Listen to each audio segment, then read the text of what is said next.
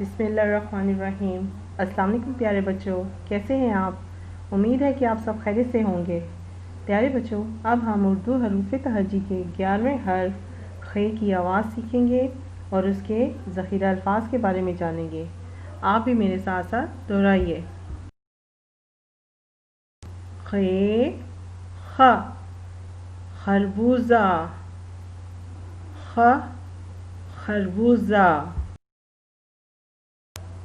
خ، خرگوش، خ، خرگوش،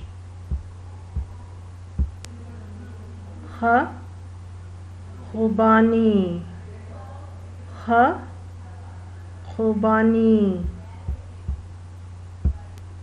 خ، خیمہ، خ، خیمہ، خ، خربوزہ، خ، خرگوش، خ، خوبانی، خ، خیمہ۔ اب آپ پڑھیے۔